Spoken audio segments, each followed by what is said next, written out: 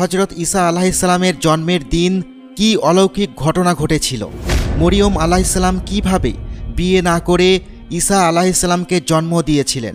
খুবই চমৎকার একটি ঘটনা আজ আমি আপনাদের বলতে চলেছি, তাই ভিডিওটি শেষ পর্যন্ত দেখতে থাকুন। হজরত মরিয়ম আলাইহিসসালামের পিতার নাম ইমরান এবং মাতার নাম ছিল হান্না। হজরত ইমরান আলাইহিসসালাম হজরত সুলাইমান আলাইহিসসালামের বংশধর ছিলেন এবং ওনার স্ত্রী হান্না হজরত দাউদ আলাইহিসসালামের বংশধর ছিলেন।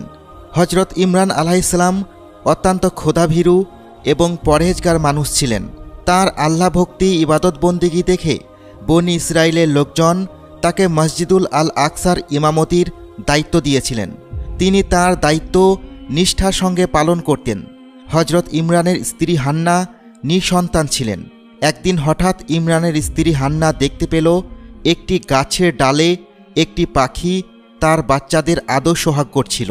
এই দৃশ্য দেখে হান্নার মনে মাতৃত্ব লাভের তীব্র বাসনা জেগে ওঠে। তাই তিনি আল্লাহ তাআলার কাছে নেক সন্তানের জন্য দোয়া করলেন। আল্লাহ তাআলা তাঁর দোয়া কবুল করলেন। আবার হান্না আল্লাহর দরবারে মানত করেছিলেন তিনি তার সন্তানকে বাইতুল মুকাদ্দাসের খেদমতের জন্য ওয়াকফ করে দিবেন। হজরত ইমরান আলাইহিসসালাম ও হান্না দুজনের আশা ছিল পুত্র সন্তান জন্ম নিবে, কিন্তু তাদের আশা ব্যর্থ করে জন্ম নেয় একটি অপরূপ সৌন্দর্যে পরিপূর্ণ কন্যা সন্তান। আর এই কন্যা সন্তানই হল আল্লাহর প্রিয় নবী ও রাসূল হজরত ঈসা আলাইহিসসালামের মাতা হজরত মরিয়ম আলাইহিসসালাম।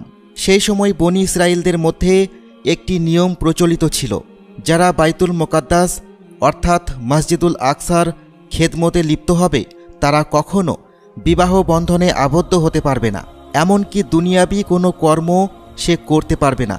সবসময় মসজিদের খেদমতে নিয়োজিত থাকত, আল্লাহর ইবাদত বন্দিগিতে মশগুল থাকত। এজন্যই হজরত হান্না ছেলে সন্তানের জন্য আল্লাহর কাছে দোয়া করেছিলেন। তিনি আশায় ছিলেন পুত্র সন্তান জন্ম নিবে, কিন্তু জন্ম হলো কন্যা সন্তানের। হান্না তার নামকরণ করলেন মরিয়ম, যার অর্থ খাদিমা অর্থাৎ সেবিকা, কারণ তার জন্মের পূর্বেই মসজিদের সেবায় উৎসর্গ করে দেওয়া হয়েছিল। পবিত্র কোরআনে ঘটনাটি এইভাবে বর্ণনা করা হয়েছে। অতঃপর যখন সে সন্তান প্রসব করল তখন সে বলে উঠল, হে পারওয়ারদিগার, আমি তো মেয়ে সন্তান প্রসব করেছি এবং পুত্র সন্তান তো এই কন্যা সন্তানের মতো নয়। সূরা আল ইমরান আয়াত ৩৬। খ্রিস্টানগণ হজরত ঈসা আলাইহিসসালামের মাতা অর্থাৎ হজরত মরিয়ম আলাইহিসসালামকে মেরি বলে সম্বোধন করে থাকে।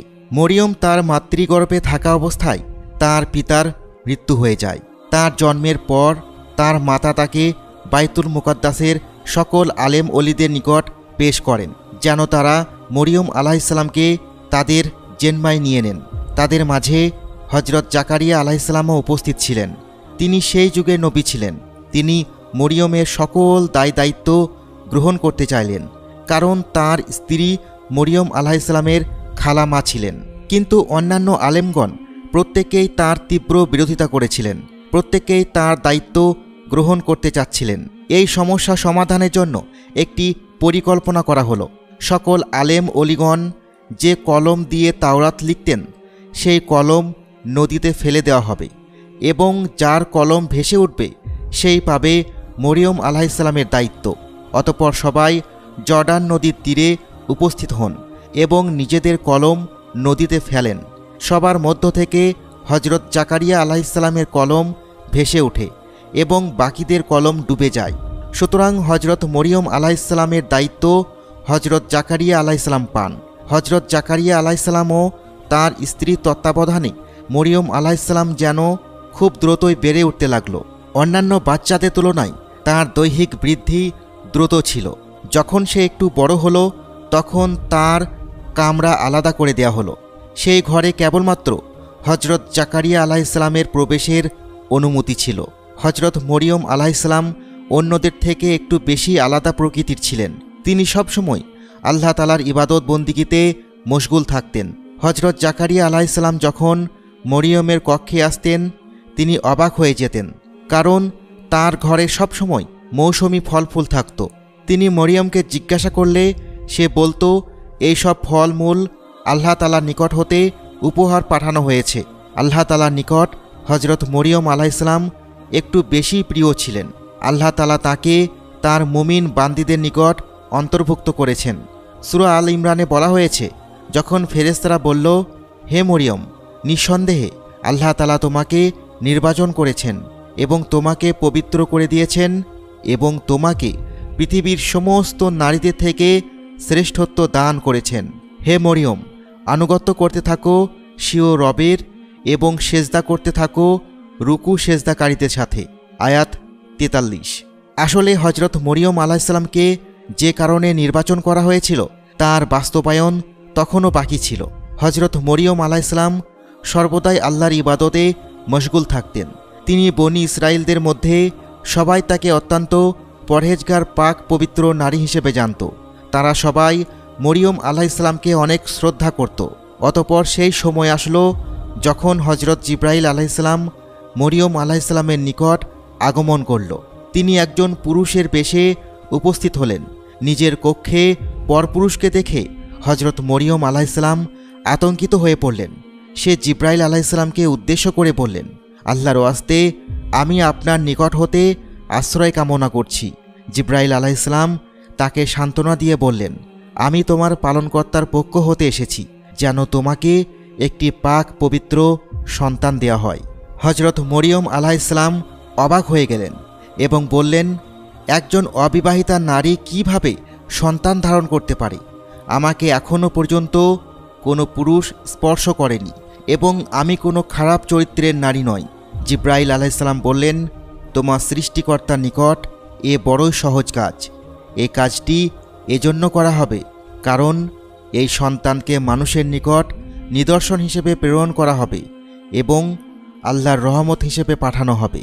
এরপর জিব্রাইল আলাইহিসসালাম মরিয়ম আলাইহিসসালামের মুখে ফুঁ দিয়ে দিলেন। এরপরে তিনি গর্ভবতী হয়ে পড়লেন। তার গর্ভধারণের খবর বনি ইসরায়েলদের মাঝে দ্রুত গতিতে ছড়িয়ে পড়ল। এই জন্য বেশিরভাগ মানুষ হজরত জাকারিয়া আলাইহিসসালামের ঘরে আসা যাওয়া বন্ধ করে দিল। মরিয়মকে দুশ্চরিত্রা নারী বলে অপবাদ দিতে লাগল। এসব দেখে হজরত মরিয়ম আলাইহিসসালাম আর সেখানে অবস্থান করলেন না। তিনি বাইতুল মুকাদ্দাস থেকে বের হয়ে গেলেন। সেই অঞ্চল থেকে বহু দূরে এক গুহার নিকট গিয়ে আশ্রয় নিলেন। সেখানেই তার দিন কাটতে লাগল। একদিন হঠাৎ তাঁর তীব্র প্রসব বেদনা শুরু হলো। তিনি একটি গাছ ধরে বসে পড়লেন। এই গাছটি সাধারণ কোনো গাছ ছিল না। যখন মরিয়ম আলাইহিসসালামের ক্ষুধা লাগত, এই গাছটি ধরে ঝাঁকালেই হরেক রকম ফল নিচে পড়ত। হজরত মরিয়ম আলাইহিসসালামের প্রসব বেদনা তীব্রতর হচ্ছিল। তিনি তীব্র ব্যথায় মনকষ্টে বলেই ফেললেন, আফসোস, এই দিনটি আসার আগেই যদি আমার মৃত্যু হতো তাহলে ভালো হতো। সেই কঠিন সময়ে আল্লাহর নিকট হতে সাহায্য আসলো। তিনি মরিয়ম আলাইহিসসালামের পায়ের নিকটে একটি নহর প্রবাহিত করে দিলেন। আল্লাহর পক্ষ থেকে আওয়াজ আসলো, হে মরিয়ম, তুমি খেজুর ও পানি পান করে শক্তি অর্জন করো। অতপর তোমার সন্তানকে দেখে চক্ষু শীতল করো।